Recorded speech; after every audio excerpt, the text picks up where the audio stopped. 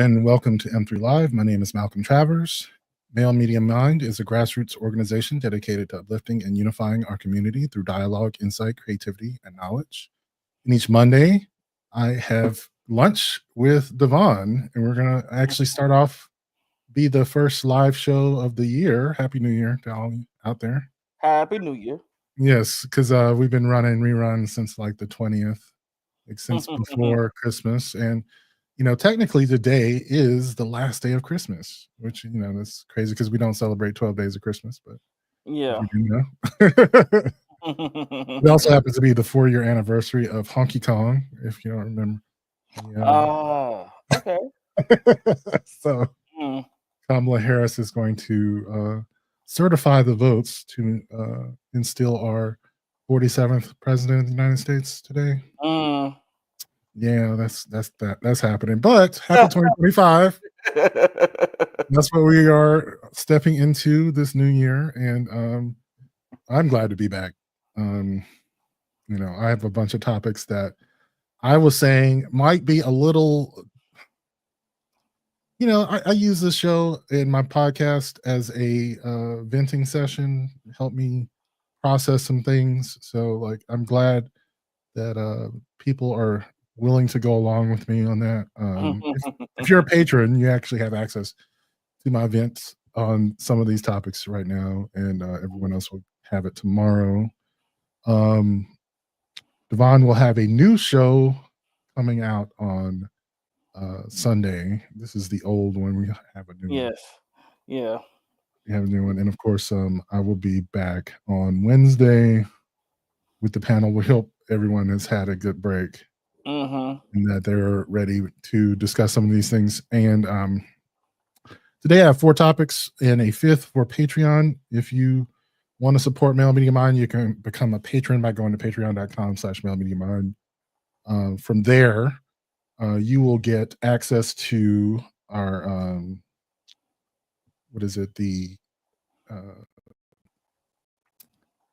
Telegram? Yeah, Patreon, all that good stuff, and early access to the podcast, and we're gonna have after show as well.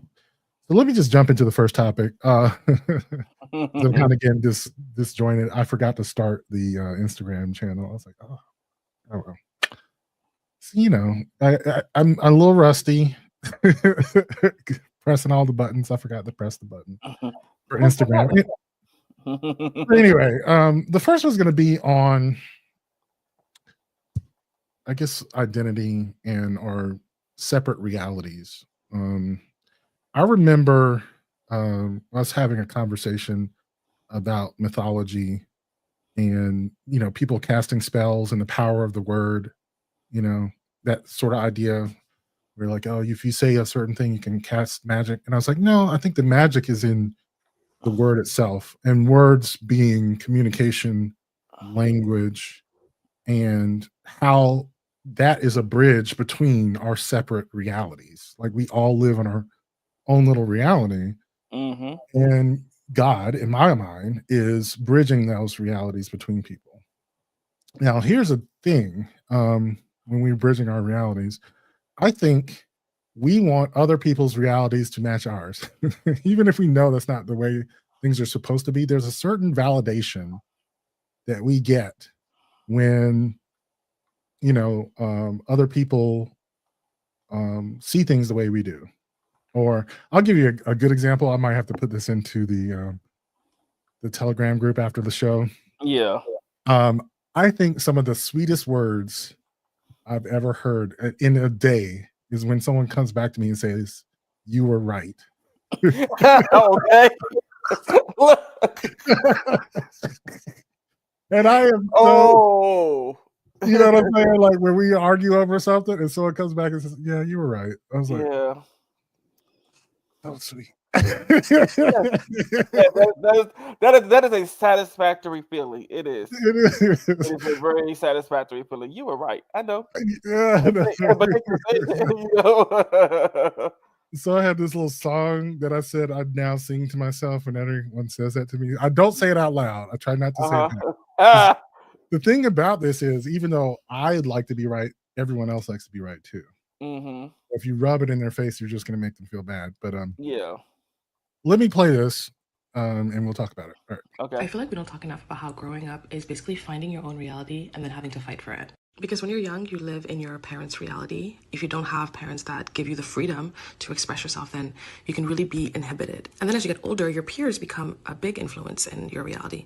I wouldn't say that we really develop a solid sense of our own sense of things until we're older. I think according to psychology, it's like when you're in college that you're developing your identity. At least for me, it was in my late 20s. But once you get to that place where you develop like a pretty strong sense of yourself and develop your own reality, then I think you just spend the rest of the time fighting for it.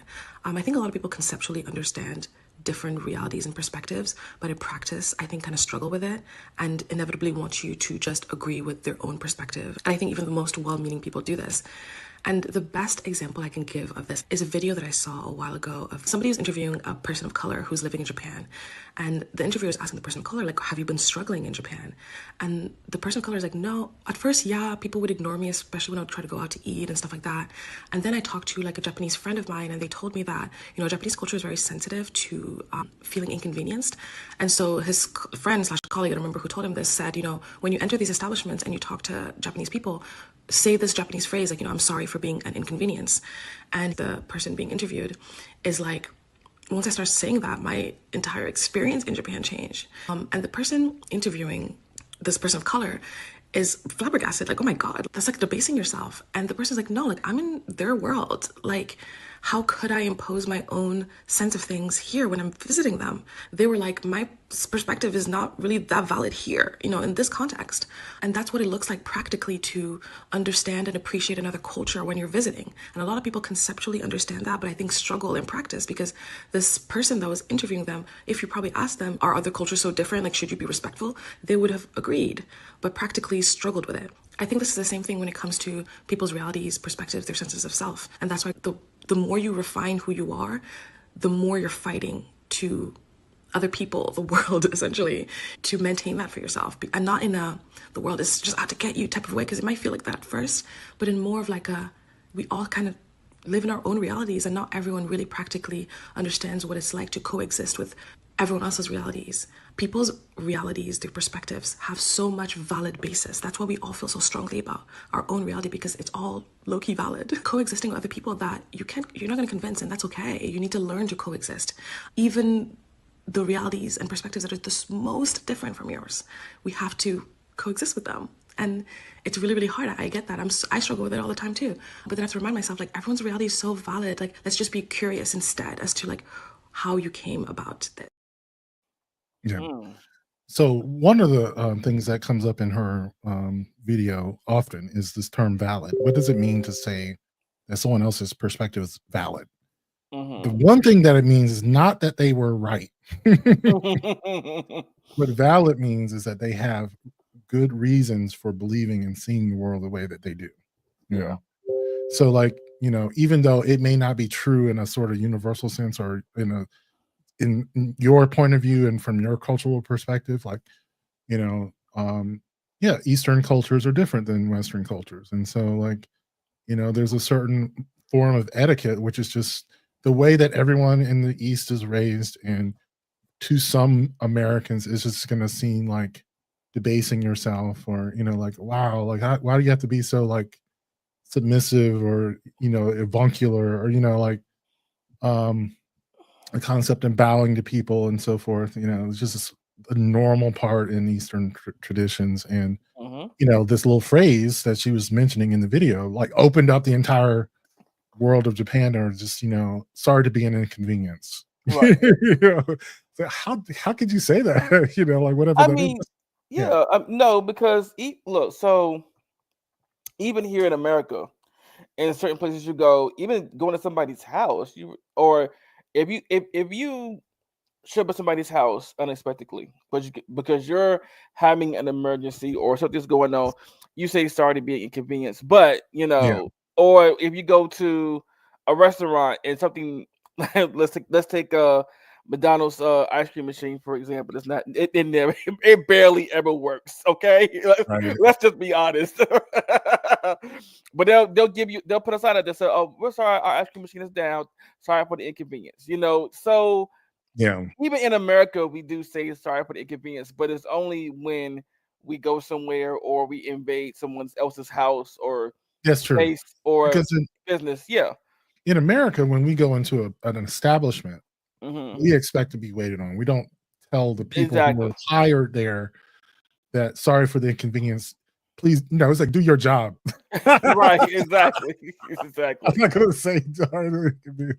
Right. But yeah. But I'm sure there are other examples. I thought that was a good one where there are definitely cultures that are the opposite of that. A lot of what would say Latin countries, a lot of African countries have this concept of very, prideful cultures. I think I did a video on this back in December. Hmm. Um, sort of the idea of dishonoring someone is like one of the worst things you could do, or and there is a social code around that, and it's not right or wrong. It just is. Like Hmm. it is. That is the way that it is there. But I think the point that she was getting at with the cultures is that even within a culture, each of us is like a universe unto ourselves, Right. right? Hmm. And she started off the video talking about the fact that when you're being raised and you grow up, you haven't really developed your own sense of self yet, because you're basically raised by your parents and you're an extension of your parents in a sense. Right. Right? And isn't until you get into college and you live on your own that you actually even uh, develop a sense of self. And then she was just like, and from that point on, you're basically fighting for your sense of self. Like everyone, and if you're an insecure person, that's when you get like people who are sensitive or people who are very like easy to insult, looking at people too strongly, like what, all these sorts of things where because you're in this sort of constant state of defending your sense of self, like anyone who sees things differently than you, I am that type of person who like it throws me off a little bit when people see the world so differently from me. And Hmm. I have the video. I posted it in in Telegram. So I said before the video that one of the sweetest words I ever hear is when I disagree with someone and they say you were right. And someone said that to me this morning about something. I don't even remember what it was about.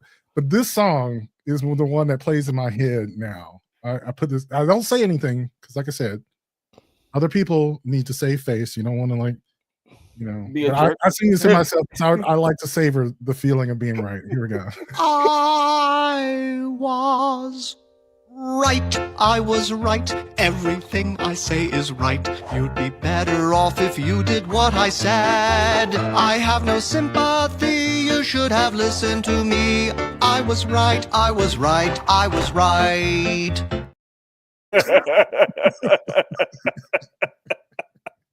It plays in my head every time now. You know what? It's it's it's, It's it's like, funny because I was watching a video yesterday. yeah, It was a skit of a guy uh having a discussion with his wife. And he's like, I text you about it. I said, no, I said this day and this time. I text you, check your messages. And she goes, oh yeah, you're right. And he goes, what?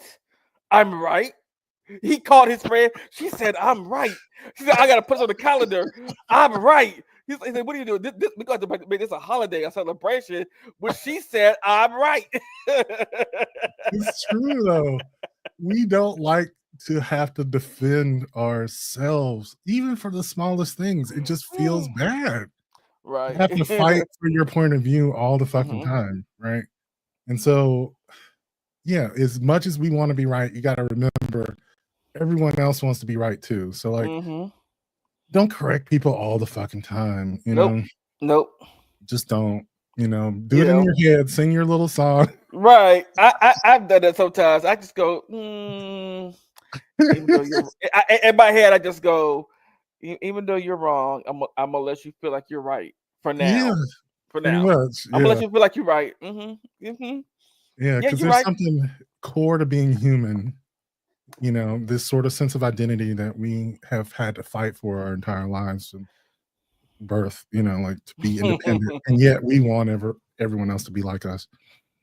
And I was gonna say, like, and something I mentioned in my podcast was like, that's one of the problems and one of the worst aspects of living with depression or other mental health disorders is that Mhm. it isolates you from other people. Like when you're in a deep depression, you see the world in a way that's so different than Yeah. everyone else. And even from your previous versions of yourself, like you're isolated in a sense. And until you recognize that you're in a depression, you just and again just think that this is the way things are. And it's not all the way. So that's why like I have to like take stock of myself, make sure that I'm not in a depressive state, to make sure that like I check my own perspective of reality to know that I'm not in this sort of pessimistic mood, a way of seeing everything. Because one of the things for depression is that you can't take joy in the simple things, Oh boy, you know? tell me about Yeah. it. So I mean, and so I try to make sure that I recognize when I am experiencing something good and things like that. And yeah, so I'm gonna move on to the next one, unless we have some comments. I No, we don't don't. expect you to. I didn't think so. Yeah, we're on a early schedule, and it's a Monday show. So yeah, the next one is going to be on um racism. Joy. Yeah, we can find some joy in Yes, this. joy. So this also has to do with like perspectives as well. And I thought it would follow up on this one, but I guess these are sort of collective identities. And thinking about the idea of white supremacy and how white supremacy may influence us even now in ways that are really strange. I'm gonna bring up one after the video that has to do with hygiene. We've talked about this before. Oh boy. But it's still I it still boggles my mind. It's one of those things like on social media people talk about all the time, Mhm. where it's like, dermatologists say you should, Ooh, shower about 3 times a week. And it's like if you were to ask a black person how many times you should shower, anything less than every day it's makes you disgusting. It really is. yes, it's absolutely disgusting, right? Mhm. And I think it's to a But, larger but, but I degree. think that has to do with a lot of that has to do with environment too and the way we were raised. You know. Yes, yes, yeah, exactly. But the funny thing is, like, we don't understand the origins of that, right? It's just the way that we were raised, Mhm. and that's fine. And it is a true sense of ourselves, right? We feel disgusting if we haven't showered every day. That's Now just how. wait. Now I'm not gonna say that you should shower every day, but just don't be funky. Yeah, I If you mean, if, yeah, yeah, if you can smell yourself, go take a shower. yeah, yeah, And then, but if you are if it's your day off and you just chilling, relaxing, not really going nowhere or doing anything, and I mean, you can wash yourself up, but you ain't gotta take a full on shower. I mean, you can just wash yourself up in like do like a bird bath, what they call it, but you don't have to like wash everything. But right. if you funky from the day before for whatever reason, or that morning you wake up and you sweated everything, every orifice of your body because either the heat's not the heat is overworking, or you got a blanket on and the heat is overworking itself. Yeah, go get up and take a shower. Mhm, Yeah. But yeah, definitely. this is one of those things that there is a difference culturally between black and white people in with showering, And and I other think people it. too, because in some countries they don't even use deodorant, which is Yeah, yeah. yeah. And so, yeah, it's a cultural thing, and I was gonna say, like, where that culture comes from. I was also gonna talk about the same thing with, rearing children, where we believe that, spare the rod, spoil the child, where Hmm. we spank our children, and we don't necessarily see the direct connection between that and chattel slavery. And even when we do, we're just like, "Nah, you spank the shit out of them," And it's like, we don't see it. Anyway, let me play the video, and it's Okay. just interesting, like, I don't know if there's a solution to this. I wish people would open their eyes. I don't know. As a sociologist, I spend a lot of time thinking about why, after the Emancipation Proclamation, formerly enslaved people did not pick up their shit and leave this country. It's Stockholm Syndrome. If we have any chance of healing, it is going to require us to accept there is a portion of an abused person that seeks the approval of their abuser because you subconsciously connect their approval with your safety. And because white supremacy does such a good job of blurring lines where the vitriol of white supremacy hides really well behind what we call culture. So for many of us, this is subconscious that we don't realize that a lot of what we are trying to assimilate ourselves into is white supremacy. It's not classiness. It's not how an educated person acts. It's not ghetto. Oftentimes when I say this, people push back and say, so black people can't be classy, black people can't be educated. And I'm so, because you're right there. You're right there, right? But somehow you're still missing it. Who gave you those definitions? That is my only beef. If you want us to be a people of excellence, great, but how do you define that excellence? Because it can't be by the same standards they define it by. We already know that their definitions and their standards are flawed. The way you perceive the type of person you should date is absolutely driven by the standards of your oppressors. The way that you perceive success is driven by the standards of your oppressor. The way that you parent is driven by the standards of your oppressors. The way you perceive what makes a black person good or valuable, right? The things that you strive to be, so much of that is rooted in the fear that our ancestors held in their bodies and their souls about being found out or seen by white people and being perceived as not of any value and therefore disposable. So a lot of times we shrink, we soften our voices, we dim our brightness, we deny our brilliance because we think on some level that it will keep us safe. We think that if we are wealthy too, that it will keep us safe, that it will stop them from seeing us as being black and allow them to see us as equals. I'm telling you as a person, an observer of our culture, a carrier of our culture, a studier of our culture, that there is a portion of us that is not allowing us to evolve out of the white supremacy that we hate so much because we can't admit that we got, that we were brainwashed, that we were influenced by them, that we do align ourselves with standards that we just accept as culture when in reality all it is anti-blackness, that we feel uncomfortable when we hear words like ghetto. We feel uncomfortable when we hear these things in the presence of white people because we think that it's somehow bringing shame to our culture. We have to start admitting this and then unpacking it. We are doing ourselves a disservice by pretending and behaving as if we are not influenced and impacted by the culture of nothingness that white supremacy has created. Yeah. So I think the main thing that I take away from what she was saying is the idea that we should not pretend as though these methods of control didn't actually work, Right. and that they are still working on us even now. I don't know if there's much you can do about it because at some point when it's seeped into your skin, when it's in your behavioral mechanisms, like I don't think there's a way out of it. Right. For instance, we're currently speaking English, in a certain way that's a win by or we're speaking our colonizers' language, right? Like there's no Right. other language that we know. And so I don't know if there's any, way around that. We think in the ways that, white supremacy taught us to think and I think it's just kind of being aware of that fact. Like I'm sure from Africans, they can.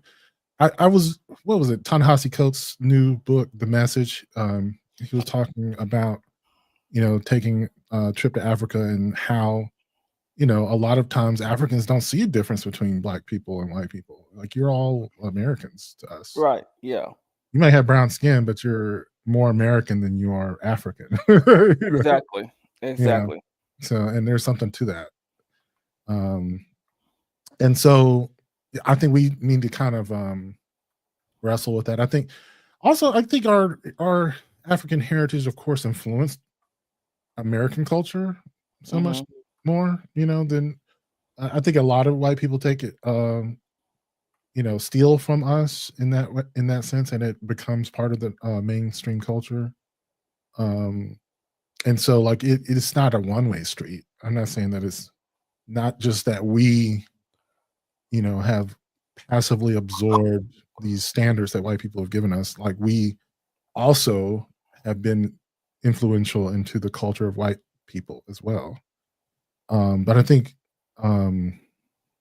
there's some sort of liberation when it comes to that. And like I was saying with the bathing, that's just, I think, a funny example. I think you should just bathe when you feel dirty or whatever. But it is true that black people and black Americans, I should say, have extremely high rates of eczema Yep. and other skin diseases because of how much we wash. Mm-hmm. Now, that could be due to the fact that we may have menial jobs that require us to wash more. Like if you're working and sweating every day to the point where you need to shower every day. But I think there's like also something to be said about just like, when white supremacists,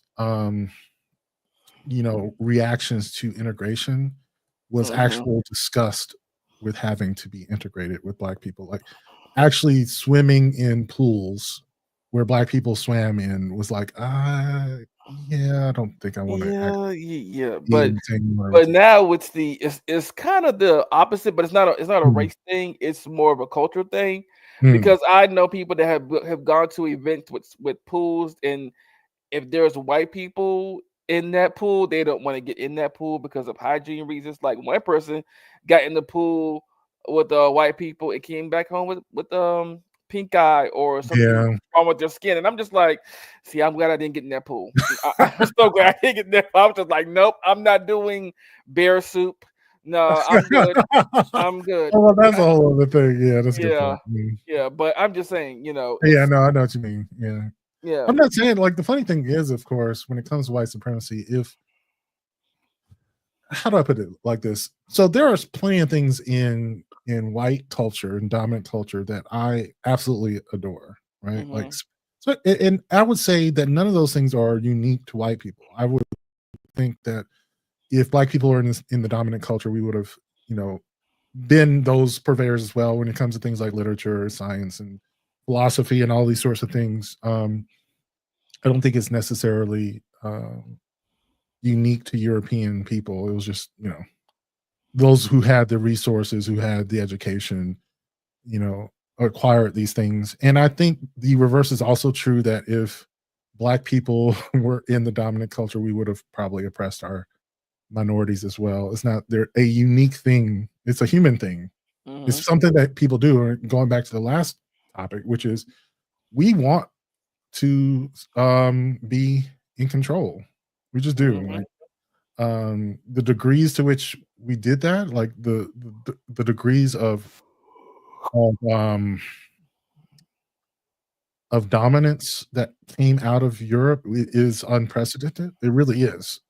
And I think the history of Europe kind of um illuminates some of that, like because there were so few resources, natural resources in Europe, and there were so many different groups in such a small area. Like there was this culture of dominating each other and um, taking each other's shit to where when it expanded into uh, other continents, it's just like it was a free for all. It was, and then they created an intellectual framework to justify that violence, which was race and racism. And, you know, yeah, we did the same here, Manifest Destiny, and basically eliminating most all the indigenous people here, you know.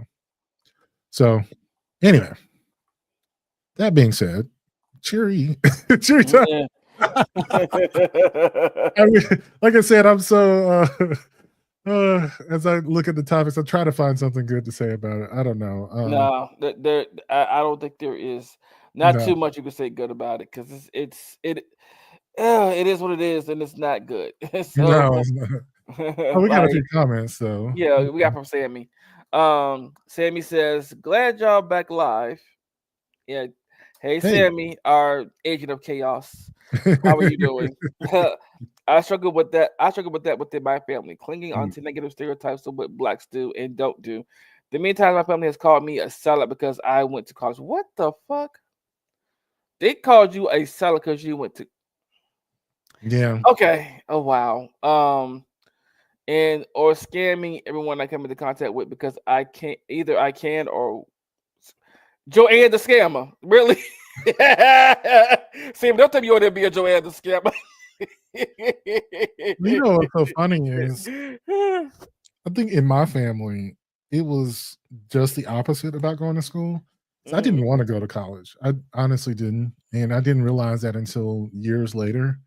But you know, both my parents are educators, my grandmother's educator, all of them, and it was for them, a way of, you know, trying to deal with white supremacy, was just like almost over education. Like, how many degrees do you need? Like my mom has like 3 masters and a doctorate and shit. Like, come on.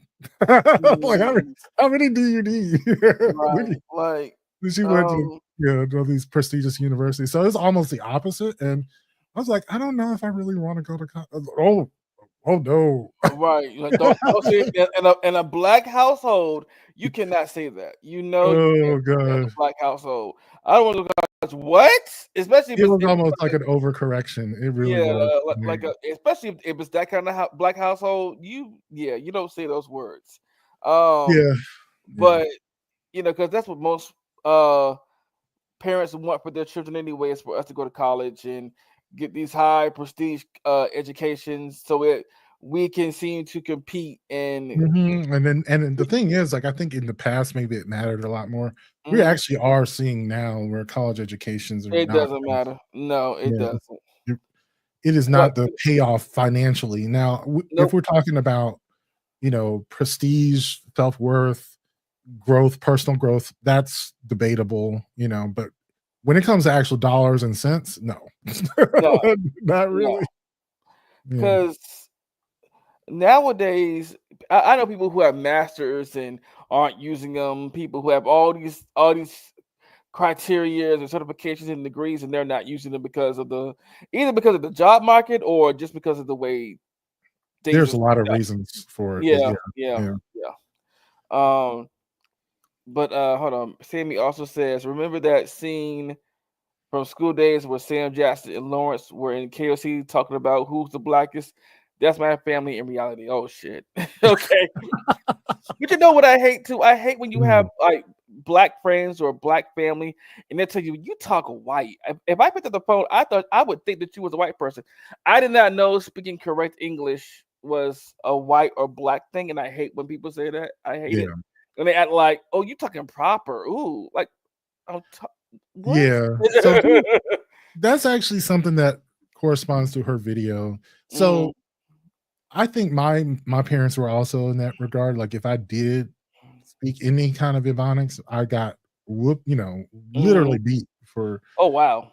say that shit right. Like, oh my god. Oh, Like, and I rebelled against it. I rebelled to it this day, even though I would say benefit from that, working in customer service. Like, mhm. you know, I have a deep enough voice, like a rich enough voice that people recognize that I'm black, Yeah. but for a lot of white people, they just think I talk white enough to be white, you know what I mean? So I get kind of like easily code switch, you know, Right. And between and people. and Yeah. people get mad at people and celebrities and other people who code switch, but I'm like, Yeah. you have to know where you are in your audience and who you're around, and all that good stuff. But and people are like, well, people who code switch aren't real. They're not 100% of the. Oh no, they are real. They are 100% of the. For example, remember that scene in the movie Bringing Down the House, Mm. with Queen Latifah and Steve Martin, and he asked her, "Why do you talk like that? Talk like what? Oh, talk like I'm hood. I'm from the streets because I am. That's who I am. Now I could change it up and talk like this and say these things, but I don't want to. That's not me, And it is, but you also have to know your audience. Now I'm not saying you got to be 100%, down to the T with a whole tie and talking the Queen's English and all that. I ain't saying all that, but you can still Yeah. be yourself and sound professional. You can. Yeah, yeah. I don't see why people feel like the two are separated from each other. You can still do the same thing. I mean, you can still sound like a black person and be professional. Yeah, I think the thing that I had to learn from that was to not attribute any sort of moral valence to it, right? Hmm. That if you don't talk proper English, that doesn't make you less of a person, that doesn't make you less Right. cultured, that doesn't It, mean it sure doesn't. right. Now, I think what my mom or my family generally thought was that people might perceive you in that way, and then that's not necessarily wrong, but Uh-huh. making the leap from perception to reality, I think some people have made that leap, you know? Hmm. I understand that if I don't speak proper English in certain scenarios, I might be misperceived as less educated, less cultured, less valuable as a human being because of the way I speak. And they're wrong. Let's just put it that way. They are Right wrong. or wrong. And I can speak however I want and however comfortable I want to feel, And I guess right now, the way I speak now is the way I feel most comfortable speaking. But Yeah. Oh yeah. yeah, because so as me being a black nerd and growing up the way I did, I Mm. talk like most of my diction comes from cartoons and animes and TV shows. Like, yeah, I didn't hang out in the streets and I didn't hang out with the corner boys or the hood boys a whole lot. Yeah. But I do know what slang means. Like, if you tell me what if you come to me with some slang, I'm like, oh yeah, I know what that means. I got Yeah. you. I grew You up on know, the south side of Chicago. I right? know people don't think I I did. grew up in the hood. Okay, I was in the hood. Okay, so I know what Exactly. it means. But I my know, right? diction does not come from the streets; it comes from Yeah. TV a lot. So, and I spent Yeah. a lot of I time by wasn't out in the myself. streets, but the streets were Right, definitely all around right. me. They were Yeah. around me, and I was raised in the streets. So, trust Yeah. me, I get what you're saying. So, but yeah, I hope that people don't make a moral valence because you speak the way that makes you feel comfortable. And just be aware Yeah, that neither of them is correct. It's right. just a point of view. Yeah. Yeah, it doesn't make you less of Yeah. a person or less intelligent or more intelligent than the other. It's just how you Yeah. were raised. It's how you are getting through this thing we call life. That's just Exactly right. You have any more comments? yeah, Sammy says, Okay. yeah, I dealt with that too, thick, the speaking white, just because you failed second grade 6 times, don't play. Say, Sammy. What did you say?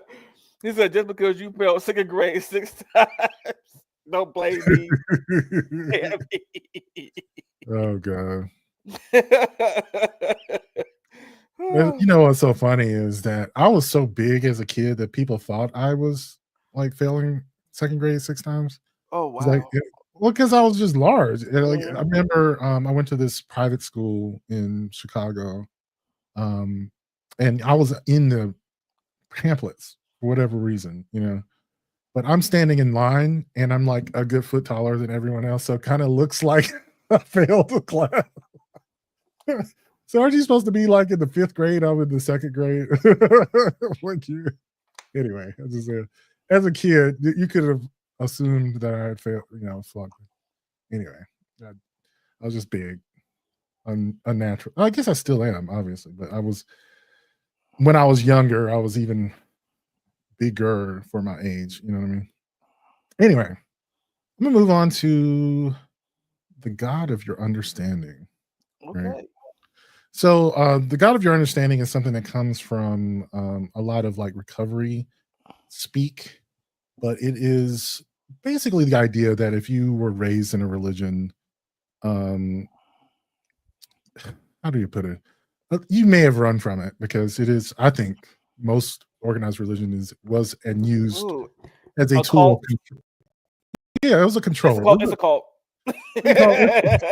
It was also a tool of a control used by our oppressors to keep us down. Right? Yes, it was. Yes. So, like when you think about the Christmas, today is the last day of Christmas. By the way, if you didn't know, Even we though talked people about said it. there's research out there that debunks that, and I'm like, I think that research is a perspective that people try to use to debunk it, but the fact is, our oppressors use religion to keep us enslaved and to oppress us at the same time as Yeah, well. and it wasn't They just did. black people because that was just around the 1500s when race became an actual theory. We're even just talking about other white people, right? Mm-hmm. So the reason why Christmas is in December and not in June, because that would have been when Christ was born in the Right. summer, whatever solstice that is, June 21st would have Yeah, that's been. the summer solstice, but they would say it's the winter solstice that he was born. Well, that's the thing. It's not. Like Yeah. right. The winter solstice was a celebration that was a Roman holiday, Saturnalia, and there was also a German European holiday. I can't remember the name of the deity who was born on December 25th. And when the Roman Empire became Christian, they decided to consolidate all those holidays into one to try to keep the the Roman Empire together. And it worked. I mean, that was the idea. It's like if you don't want there to be these cultural clashes and all the way, like you're going to celebrate Christmas, but it's going to be in a way that is aligned with traditional Roman holidays as well as the Germanic ones, were barbaric pagan holidays, whatever. And that's just an example, but the idea of a god is kind of universal in the sense that there are things that are outside of our control that we sometimes have to let go of, and having something in your mind that helps you let go of it is important. And whatever you call that, God is what we've used traditionally speaking. I mean, some people call it energy, the universe, destiny, faith, whatever it is. Letting it go. It helps if you have a framework and if you can talk about it and if you can try to get whatever kind of understanding around it so that you don't give up the things that you do have control over, because that's what happens a lot of times when something in your life happens that you don't have control over. You stop trying to work on the things that you do have control over, and so I'll talk about that on the other side. This person was talking about Jamie Foxx and his stand-up special, which I haven't seen. Yeah. But since his stroke, he's kind of gotten churchy. Okay. Yeah, I'm gonna play it here. So Jamie Foxx said, when I forgot about God, he blessed me with a stroke. Listen, Jamie is just making meaning out of his suffering. This is what humans generally do, whether we're religious or not. Like, we desire to make meaning out of our suffering. My buddy Myron says suffering doesn't have a purpose, but we can use suffering to make meaning. Suffering is purely a fact of life, but let me clarify. There is a difference between the suffering you choose and the suffering that chooses you. Fundamentalist Christianity convinces you that you have to choose suffering. So you'll look for ways to suffer by suppressing your natural human desires. That's some really harmful theology. You don't have to choose suffering, no matter what these Christian influencers tell you. But if you experience something beyond your control, like a brain bleed, and your only option is to go through it or give up, you make meaning in whatever way gives you a sense of peace. Sure, I have a different theological worldview than Jamie, but if Jamie's belief that God gave him a stroke helps him to find some peace, who am I to dismiss his lived experience? I personally don't believe in a God that would give me a life-threatening illness to draw me closer to them. I believe in a God that walks with me through my suffering. I believe in a God that comforts me while I suffer. One of the ways Christians make meaning out of God is to relate to them as a father. So if we were to expand on the God our Father motif, then we would say that a father is abusive if they gave their child a life-threatening injury. Good fathers don't do that. Loving fathers don't do that. Good fathers do allow their children to experience life on their own terms. They do allow their children to experience the natural consequences of their decisions. They do provide support and comfort and resources to their children in the midst of life's challenges. That's why I broke up with the God that intentionally causes me to suffer. I broke up with the God who commands me to choose suffering. I'm now in relationship with the God who comforts me when suffering chooses me. I'm in a relationship with the God that climbs into my suffering with me. This is the God of my understanding. I respect Jamie's right to rock with the God of his understanding too, though. At the end of the day, I believe in a God that would treat me with at least as much love as Jamie Foxx shows his children. And I don't believe if Jamie had the power, he would bless his daughters with a stroke. Lastly, Jamie Foxx is the most talented person on earth. I love how churchy he is, and I really hope he doesn't become a religious zealot. Yeah, we know how dangerous those can be. Yeah. I think definitely hard times can make people Right. come, and I don't know. Yeah, I hope that's not the case, but it's true. I really do love Jamie Foxx. So I do too. yeah. But here's something I thought about recently, the God of my understanding. I am starting to look at it in terms of ancestor worship. Mm-hmm. There are a lot of cultures that do that in the East, in the Middle East, and in Africa as well. And like, I almost feel like there's something physical about it, because like in every cell of my body, there are, the DNA inside of every nucleus of my cell comes from each of my ancestors. And I think about the idea that they are physically with me right now. They left this ancestry with me. Right. And I sort of like project my consciousness into whatever consciousness they may have experienced surviving all of the shit that had occurred. And when I saw these statistics of like 99.98% of all species on this planet are extinct, like most everything that ever existed on this planet died, but I am here. Think about it like that. Like my ancestors were smart enough, were strong enough, and scrappy enough so that I could exist. And there's something in that gives me like power, right? Right. And so when I'm thinking about things that I've gone through, I kind of just try to imagine what my ancestors were. If I want to pray to someone, I start with my grandmother, because I think she was like the best person I ever know who ever lived.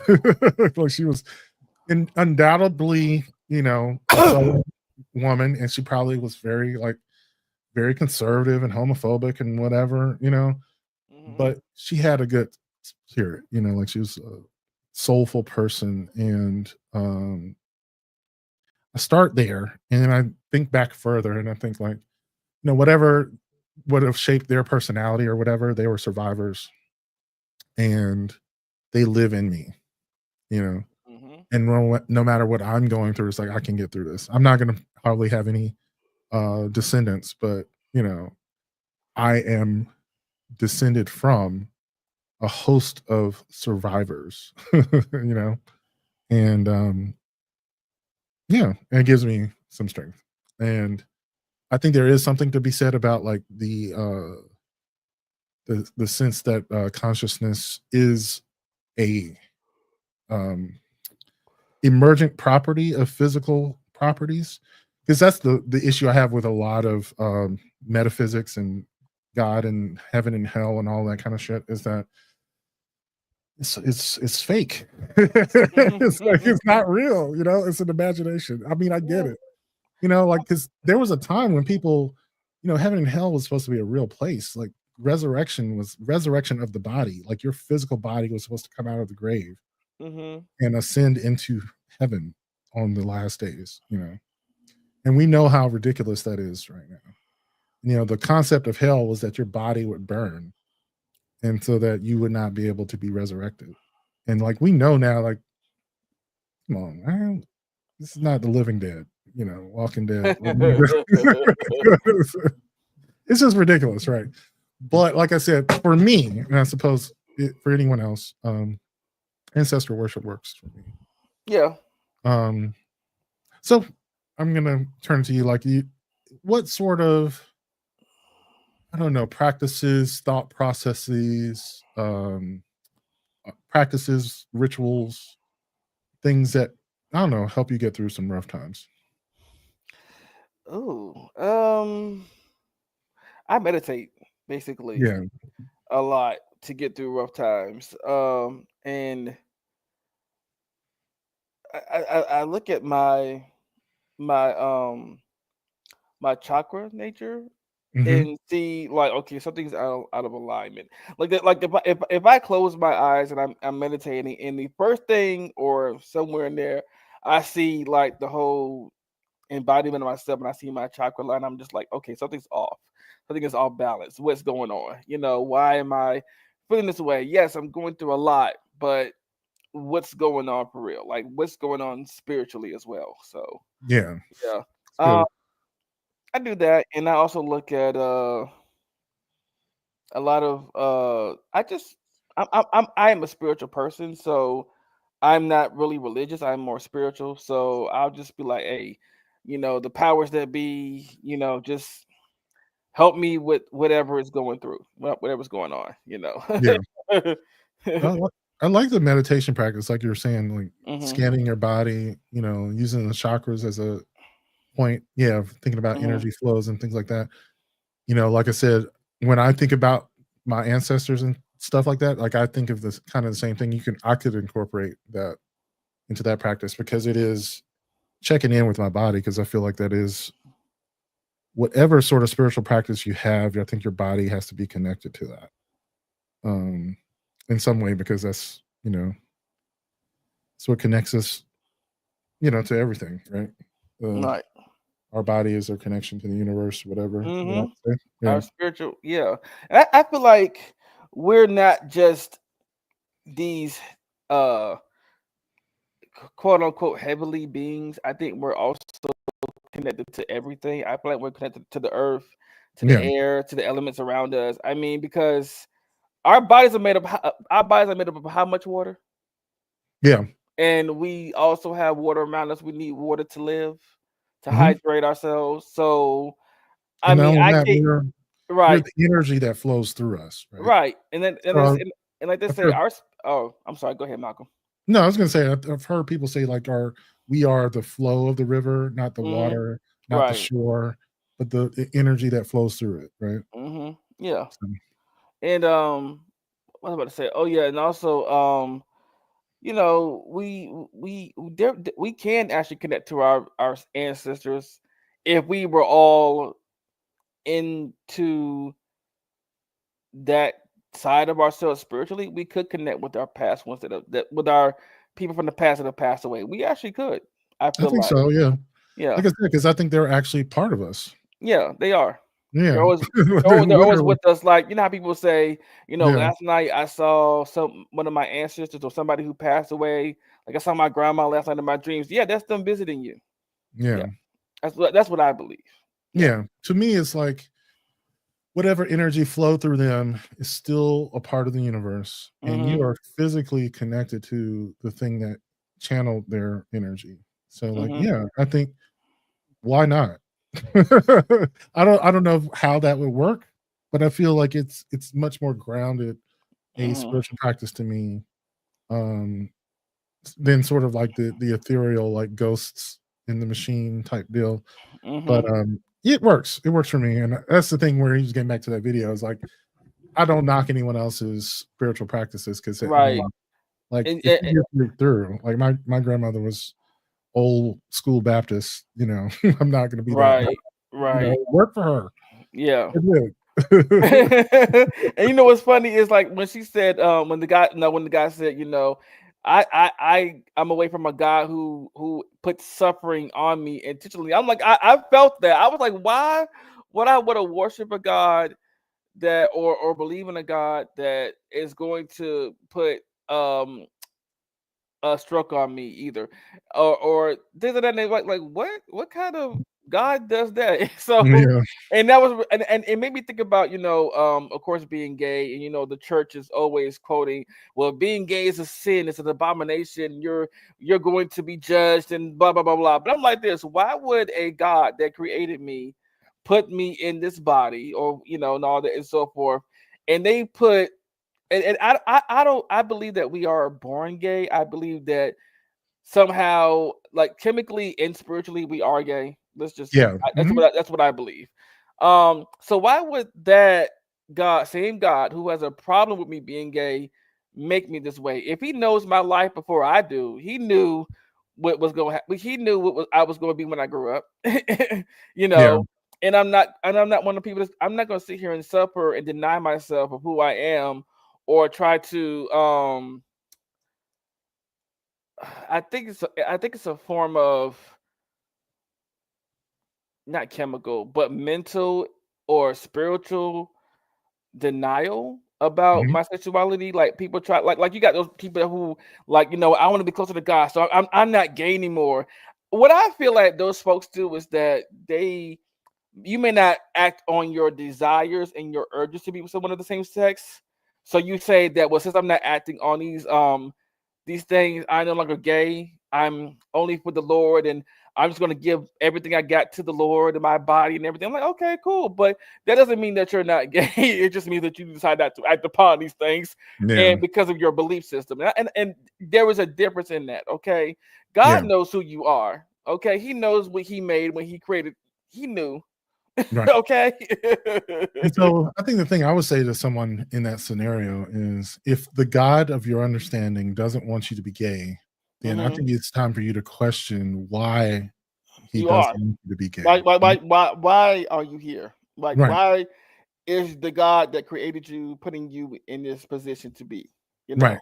And so that's one of those things where they go back to that idea that God inflicts you with problems in order to, elevate you or Right. something like that.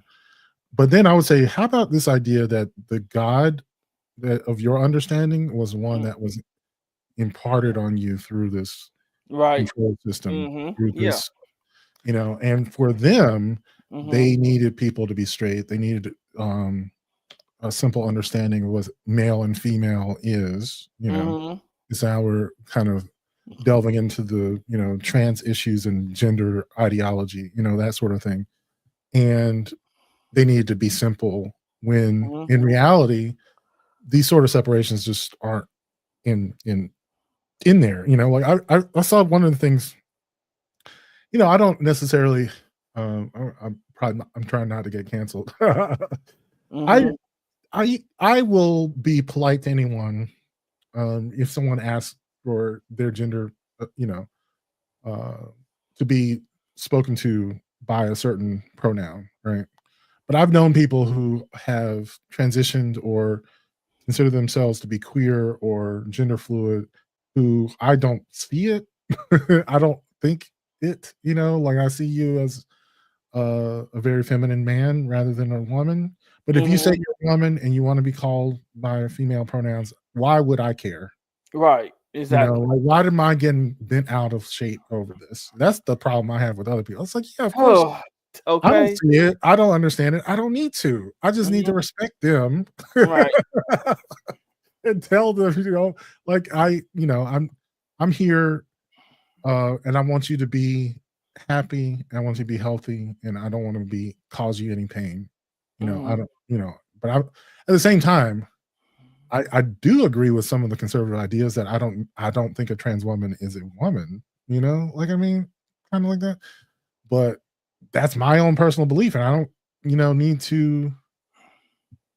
It doesn't matter what I think as long Mhm. as I treat this person with respect and try to fight for their rights as well. I should say that Mhm. too. What I think is it's not that important. It's like, and that's why I was saying, like in these systems of control, like religion and things, they think their thoughts, their perceptions of the world are so important that they need to enforce it on other people. That's the problem with it. Yep. You know, is enforcing your view on someone else. Like you have your own opinion. Um, that being said, let's move on to the next one. I Uh, actually I guess we we got do have one comment from Sammy. okay. He says, "Better yet, why would any God frown upon homosexuality, but tend to overlook sexual assault on little kids? Then his followers tend to follow suit." Yeah. Yeah. Yeah. There was a post recently about some anti-trans bill, Mhm. and someone made a post that said something about the number of trans people who have assaulted women in women's bathrooms, 0. Mhm. The number of Christians who have assaulted children this Mhm. year alone, it's like Mm. 30. Something Wow. like where are the bills to keep the child predators out of churches? Like, That part. yeah. But of So course, they don't want to bring those up. They don't want to talk about those. right. The actual assaults happening right now, not Mhm. theoretical ones that might be possible. All right, so last one before we go to Patreon. I know we're running a little bit over. We try to make Mhm. this an hour, but I was having a good time, so Yeah. this one is going to be about can you hold a flame for an ex and get in a new relationship with someone else, and is that fair to your new relationship partner? I'm gonna play this. So I just saw this video from a woman who asked her soon-to-be ex-husband, how exactly did you reconnect with the woman that you had an affair with? And he says it was her birthday, so I texted her and wished her happy birthday. And she was like, how did you remember her birthday from like almost 8 years ago? Like, you don't even remember your own son's birthday. And he was like, I don't know, I just remembered it. And it reminded me of the video that I did maybe a year and a half ago, where this man was being interviewed man on the street style, and the interviewer asked him, was he with the love of his life? And he said, I have a lover, and then I have love interests. The one that I want is not available, so I have to occupy my time dealing with women that I'm not interested in that much. And the interviewer said, do these women know that you're just dating them in the meantime? And he was like, no. Men will absolutely marry you, have kids with you, spend years with you, all while they're waiting on the woman that they actually want to become available. That woman was special to him, and he knew that. He knew that when he had that kid with you. He knew that when he married you. And the only reason why he's with you is because she probably wouldn't take him, or the timing wasn't right for them back then. But he always knew that he was going to spin the block. I don't think it's crazy if you're dating these men to ask them, is there any woman on this planet that if she ever gave you another chance, you would take it? Now, he may or may not tell you the truth, but I would much rather say he lied to me than to say I never asked. So, Now, that last part was a good point, that you never asked. Okay. yeah. I don't know if I've ever asked anyone that, but I know, it seems that, I don't know, from my perspective, I'm kind of a romantic. And so there are definitely people who I have like lingering feelings for. I don't think I would put myself in a situation to let it interfere with the current relationship. Mm-hmm. You know what I mean? Like, I can have feelings for somebody and be like, like if it was going to happen, it would have happened by now. I'm not going to like sit here and wait for this thing to occur, Mm-hmm. because I think it's, to me, a little immature.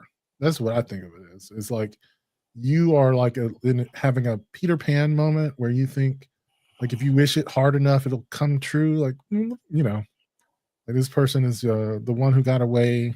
That is definitely a fantasy. The reality is, day to day, people are imperfect. They need to love you back. Yes, they Like, do. it doesn't work if they don't love you back. Right. So you can want them all day, and if they don't love you back, it's not happening. It ain't gonna happen. And this is why I made a post. I made some posts like, why do y'all still hold on to somebody that don't want y'all? Like, I got an associate right now who's still hung up on somebody that's not available, and I'm just like, so when are you going to actually accept the reality that you're not going to get them, regardless of whatever happens? They're not into you. If they're not returning the affection towards you or the energy towards you, they don't want you. They don't want you, bro. Okay, you need to wake up and accept reality and move on. You need to focus on moving on. Okay. But no, ain't no buts. Just move the fuck on. Like, please. Yeah, I don't know why people torture themselves like that. I think there is this sort of romantic ideology that says, if you have the strong feeling, that feeling is a sign that you shouldn't let go. And I want to recommend a book. This was I just read. I think it came out this year. I put it in the VIP room for people, but this is the book. It's called Funny Story, and the book is a romantic comedy in reverse. So if you think about like these romantic comedies where a friend of theirs is longing after them, right? Think of the woman who her male best friend is about to get married. And, at the bachelor party, before he gets married, she somehow gets him in a corner and declares her love for him. And he reciprocates, and they trying to figure it out. And the man decides to leave her fiance and be with her. That's like the first chapter of the book. The rest of the book is the woman who got left and the ex-boyfriend of the woman moving in together and like helping each other through their breakup. and shit talking each other's ex and everything, and then they, spoiler alert. I guess it's not a spoiler. It's a romantic comedy book. They get together eventually, Oh yeah. Hmm. but it is a hilarious book. It is sort of like playing off of the trope of waiting for the one or whatever, and holding a candle flame for someone for 20 something years. Mm, You know, it's like that. wow, that's And rough. that was the thing, and and throughout the book was the female main character was like, I asked him over and over, like, do you have a thing for your friend? Are you whatever? And now you're fucking marrying her. You lied, motherfucker. You lied this whole time. Like, obviously you had a thing for her, Hmm. So like she asked. So that's the only problem. I guess this content creator was saying was like they're gonna lie.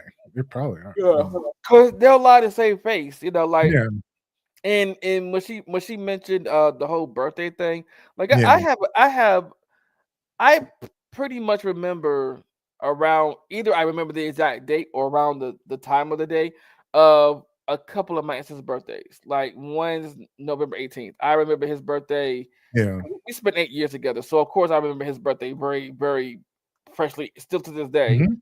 I Yeah. have another one that's like August 4th. Um, I have two that are in August, by the way. So one's August 4th, the other one is like August, or like the end of August somewhere. Like, yeah, so I Mhm. mean, stuff like that, you know, I think But it's minute because you spend so much time. If you spend enough time with the person, and y'all built a rapport, regardless of how that rapport turned out, you still built one. yeah, I'm just So saying, like, you're not calling them up.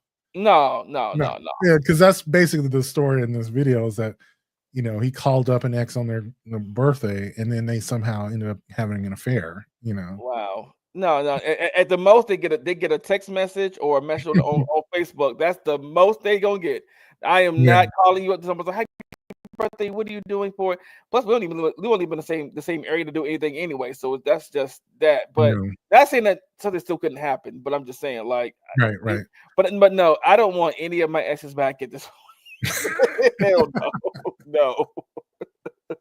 I do have, like I thought about it, I do have, like, a secret crush. We never dated or anything, Hmm. but, like, for real, like, I have straight up dreams about this person sometimes, Oh like, wow. it's Okay. kinda weird. It's like one of those, like, I've had straight Hmm. up fantasies. Yeah. I don't know them though, you know what I mean? Like, I don't think these are things I created. That's not who they are? And These are so, these are things you made up in your own little world. That's what those are. yeah, and I think you can honor those. You can be like, Mhm. "This is in fantasy land. In reality land, I don't know. They could be boring. They could be funky. I don't know." Let's be real, like, we don't know. And they don't have feelings for me. Like, that much is pretty clear. So, Mhm. yeah. Yeah. Anyway, Yeah. And I was gonna say something to this with Sammy saying, it was a lady said in the video. My last ex was always looking for the next best thing, which I wish I knew before I dated him. I always see him create profiles, and in a few months it would disappear only to create another one later. Yeah. Don't. Here's my thing. Okay. mm, Look out for the signs of you're just a placeholder until that person gets what they really want. There are right, signs there that say that you're just a placeholder. Listen to what they Pay attention to what they say to you when you ask about y'all's relationship. There yeah, are certain phrases and words that they will use that says, "Oh, so you only see me as a temporary or a placeholder until you actually get what you want." Trust yeah. me, I've been there. So I've had my experience. Yeah, yeah. It is sad too, and I think, people people behave in ways that are, I don't know, contrary to actual happiness because of Mhm, sort of the feeling that it gives them, and I think that's part of it. They confuse their fantasy for reality, and they mess up a good thing, mhm, because it's not perfect. I think you gotta, I don't know, put things in their proper place, honestly, like, it is super, super sad.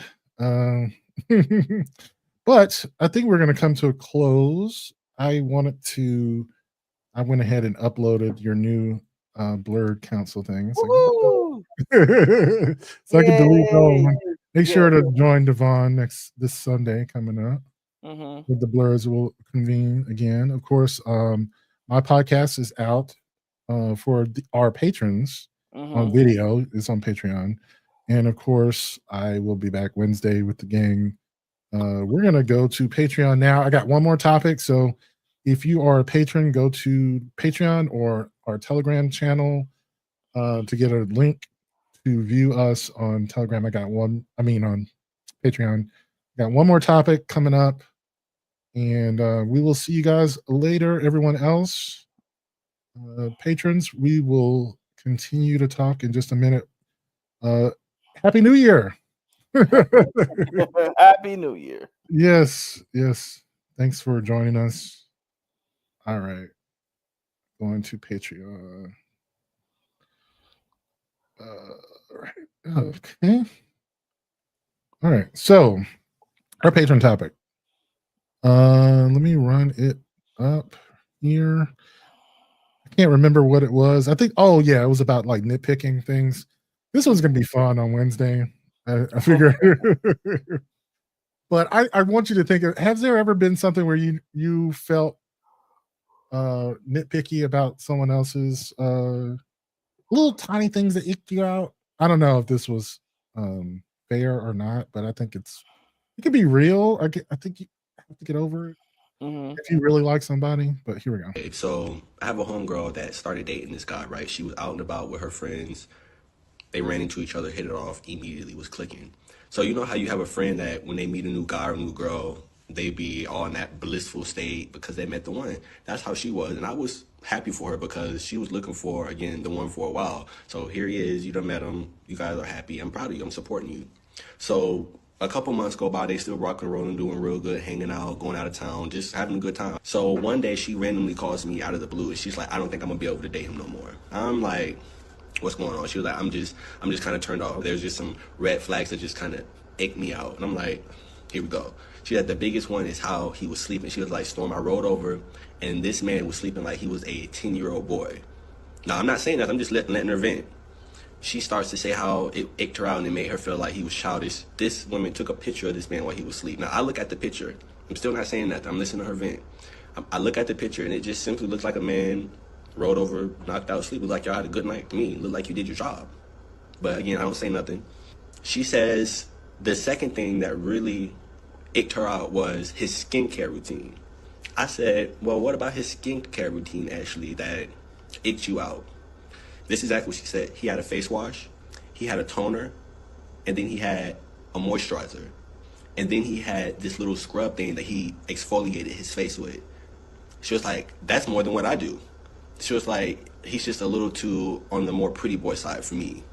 So she stops talking, she's looking at me, and finally she was like, are you gonna give me your opinion? I was like, you really like this guy? I was like, for the last 4 months y'all been rocking, you really like this guy? He's checking out all the boxes for how long you guys have been talking. You have said that multiple times before y'all stayed the night with each other. You said that he was respectful. You said that he's never tried to push himself on you. Everything that you've been looking for in a man, you said that you found in him. And how he sleeps and a healthy skincare routine is what's icking you out. She gets quiet. She's looking at me kind of irritated. I said, have you told him that you suffer with athlete's foot? And have you told him that you suffer with growing a beard underneath your chin? Have you told him these things yet? She's flabbergasted. She can't believe I just said that. She's like, why the hell would you say that? Because these are things that are reality that you're going to have to tell him. And when you tell him, you're going to want him to what? Not nitpick you and accept you for who you are. Why? Because he cares about you. And if he cares about you and he really wants to be with you, these things, he would look over potentially. And there's a reason why you haven't told him these things yet. She gets up, goes to the living room, doesn't talk to me for a couple of hours. I'm in her room chilling. She comes back to the room crying. She's like, you're right. I didn't mean to be so shallow. I can't believe I'm about to throw everything away just because some little nonsense BS. And you're completely right. She hugged me. I hugged her. And to this same day, they're together. They got married last month. Congratulations. I'm sure he was happy about that. Yeah. The you were right song. Yeah, you were right. I was right. Yeah, pretty much. But Yeah, it's funny that the kinds of things that will get in the way, and I get it. Mhm. I know, like, sometimes it's not what you envisioned. I think that's what it is, like, so you have this idea of the strong, manly man, and she sees him curled up like a little baby. Mhm. Instead of thinking it was cute, she's like, "Ooh, like, why are you so Why curled you up?" so right? But that is. Oh my gosh, I think that's honestly an Mm, insecurity thing, or it may mm, be even a trauma mm, response ish type of thing when people because but mm, or because people will do this. The mm. relationship's going good.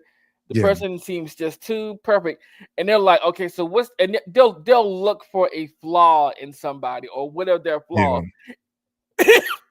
And if they can't find any, they'll make up some. They'll be like, "Oh, I can't." Well, look at the way you brush your teeth. What's wrong with the way I brush our teeth? I don't know, but I don't like it. It bothers me. Or the yeah. way somebody chews their food, or does this, or does that. Like I had an ex that was irritated Mm. with the way I used to eat my sandwiches, where I would not eat the ends, the corners of The crusts or yeah, the whatever, crust. I mean, I would eat the crust, but I didn't eat that one little corner. It's like, where it's just why would bread. you like? Why are you leaving that one little corner? Because I don't want to eat it. What the fuck is wrong with you? I've been That's doing. hilarious, though. I was just like, I mean, I just don't understand why you going. You eat the rest of the sandwich, but not that one little corner because I don't want to. Okay, leave me alone Yeah. about how I eat my food. See, this you is the know. funny thing I feel about love is like rose-colored glasses are for that exact moment, right? Mhm. Because if you have exact feelings for somebody, you'd be like, "Oh, I love how you don't eat the crust. You leave a little bit." When you have those dreamy feelings for someone, you can turn anything into something cute. Right. Yeah, Yeah, you can like or yeah, they will do something cute. Like I watched yeah. this couple called Just the Kirks, and the way they do their skits is so funny. But I'd be like, Mm, I can feel the genuine love between the two of them. Like like he's like, I love when my wife does the most quirkiest things, and it's so cute to me. And I'm just like, oh, that's so cute. yeah, And but you gotta find a balance with those things. And you may find some things that they do disgusting, like when they fart in front of you or burp or whatever. And I'm just like, those are just natural things. I'm like, when I'm one of the people that's like, look, go on ahead and fart, burp, whatever. Look, we both guys. What the fuck? I mean, it's just what it is. it's bad Everybody enough to farts, pull out. everybody burps, everybody does something. So hey, it's okay. Okay, Yeah. but if you smell like that bad, I'm gonna put you outside for a few minutes. I'm gonna like wait. I'll make jokes Like, about it. have the can of Febreze ready, like, Right, just in going. case, don't light a match. but but Yeah, I think people look for flaws when they've had bad experiences in the past, and they're like, well, it's because when they don't have to go look for the flaw comes to them. It's so much easier for them to be like, I don't want to be with you no more. But then when they gotta go look for it, it's even more frustrating for them because they're like, you're just too perfect. What is your flaw? You got to have one. And then when they can't find it, they'll make up something like, oh, I can't stand the way your skincare routine. It's to be yeah. very metrosexual. Like no, the guy likes taking care of his skin. I mean, what's the fuck is wrong with that? Or the way they chew their food, or the way that they sleep like a 10-year-old, like curled up in a ball. Now, my thing is this: if they're curled up in a ball sleeping, they're comfortable, they're fine. People get it's the way he's probably been sleeping like that for most of his life anyway. So Yeah. you can't change that. Now, if he's sucking his thumb, it's cute. It can be cute. It can be cute, or it can be annoying to you. I don't know. Yeah. It's just y'all got to pick y'all battles a lot better than that. Like now, and that's real nitpicking. Like, or Yeah, you it know is. what? I don't like the way you fold your socks. I'm like, what the fuck is wrong with me when I fold my socks? Like, what? What? It ain't the way I would do it. Oh well, if you want to do it, you are more than welcome to fold my socks. Go ahead. Oh god, that's funny.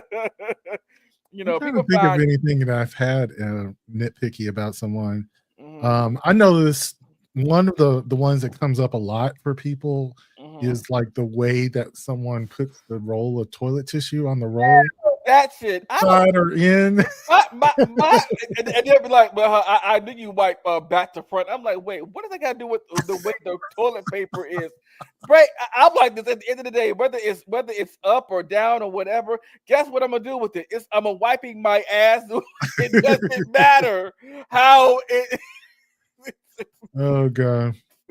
So I have like a bonus topic for you since I want to try to get like a full Okay. show.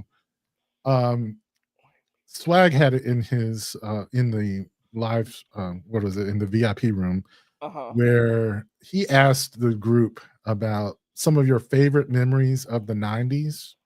Okay. Now I don't know what angle he was trying to get on that, but someone was talking about their days in band, and I thought that took me back to thinking about school.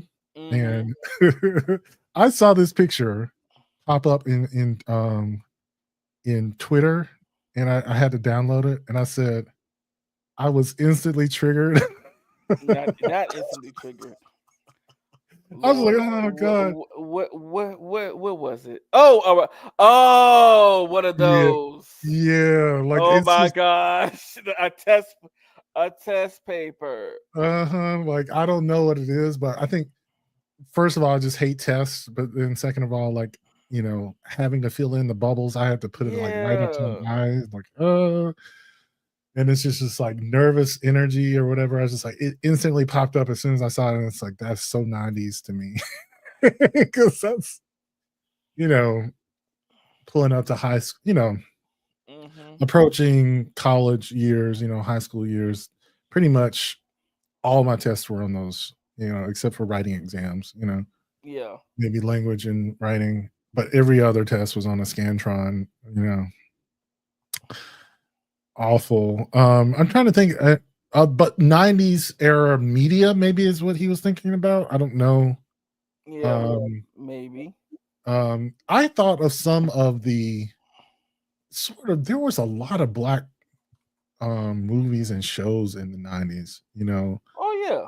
like I'm thinking about Living Single Oh yes. or like The Wood or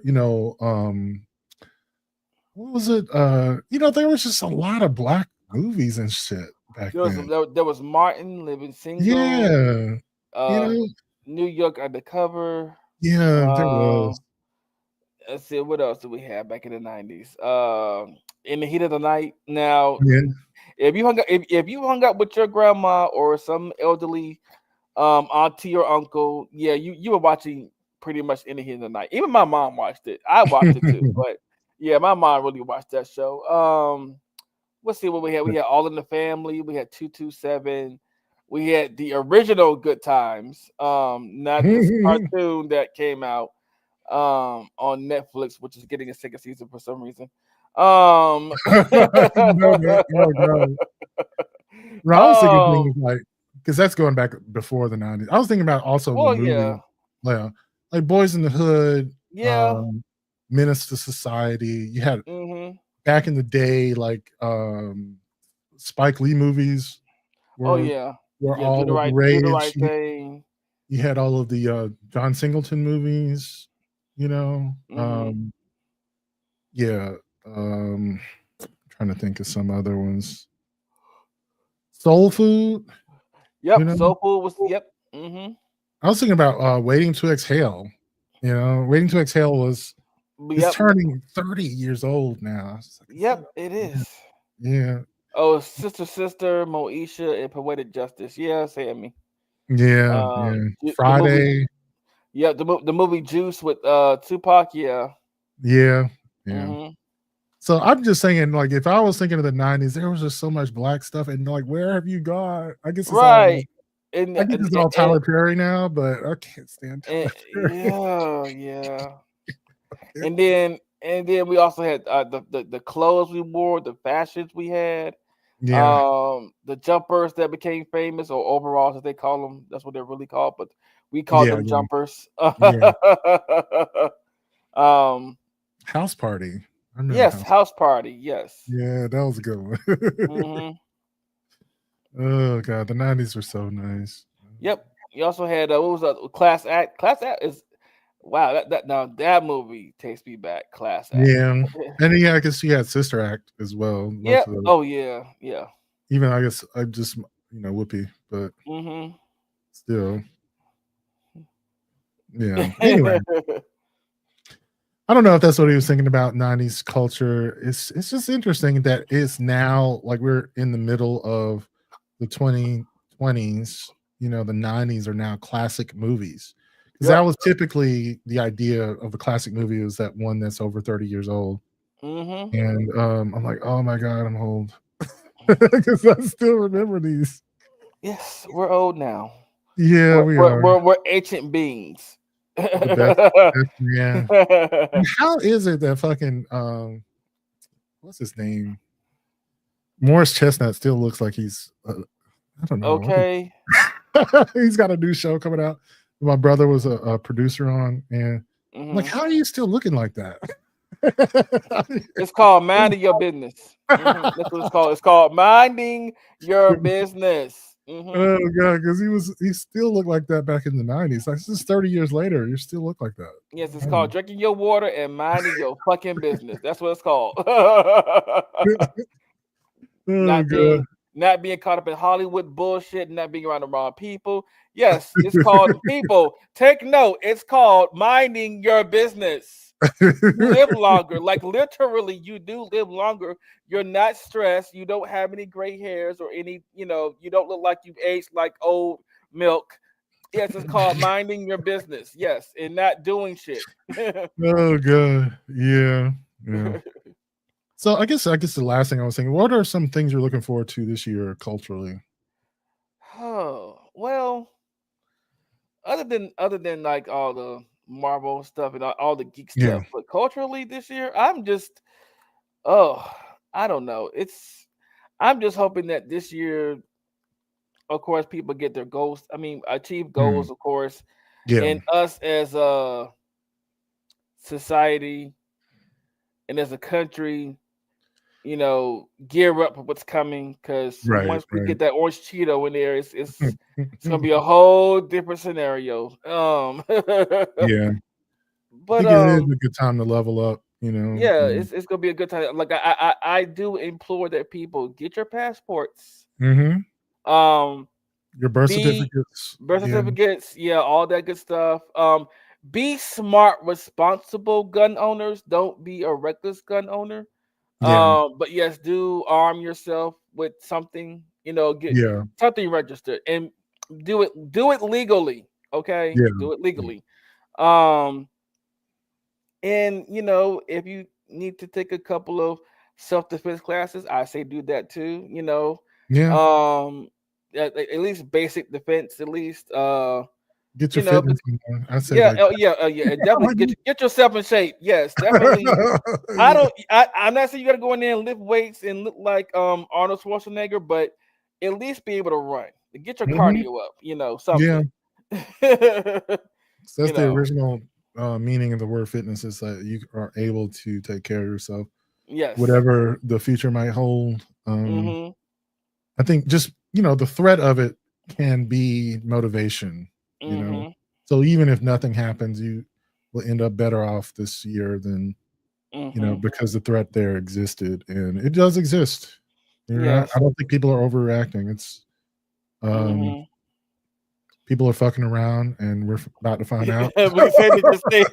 Said it just say. Is it bad that I'm enjoying the fuck around and find out moments from white people? No, I enjoy those too. Like Yeah, like you I gotta find joy wherever you can, yes. bro. Look, Like, I saw one earlier today online in Ohio. I was just like, see, this will happen when you fuck around and find out. See, you end up on the pavement slammed, wondering where you are and calling out for help. See, if you would have just been more peaceful and went on about your business and you know, not have gotten out your car and confronted people, you wouldn't be on the pavement right now screaming for help and yelling like in a daze. Now you got to go visit the hospital and get yourself a bill because you decided that you want to be an ass. See, yeah. Yeah. Yeah. No, I think you can take joy from whatever it is. I just know that there's gonna be blowback on us and That's the only thing that's sort of limiting my joy of the Fuck Around and Find Out Brigade is that it's not because we're all connected, unfortunately. Yeah. So There was a question from Sammy. He said, "Can you teach Cream how to transfer over to Patreon?" Twice he tried to do it and he didn't come over. oh, okay. Yeah, actually, we can do that. Mhm. It's one of the things for the future. I want to make some what do you call it tutorial videos on how to do that, and yeah. I was trying to find another video here, but it was a video of Don Lemon just laughing at these you stupid motherfuckers. Mhm. He's so totally taking joy in the MAGA people being called stupid. Mhm. And I mean, it was joyful. But on that note, Yes. I think we're gonna call it here. What we got? Tomorrow, I think Swag is preparing for his show, and Mhm. so we'll get a roundup of what's going on the internet. I'm going to be talking about a lot of these are the same thing. I'll see if I can find a call from this Savage Love Cast tomorrow to add Okay. to the topics we had today. But yeah, those are 90 minutes. I'd try to yeah, we had a good show though. First Yeah, one we of the did. year. Yeah. Mhm. So thank you everybody for joining us. We'll All catch right. you. Bye.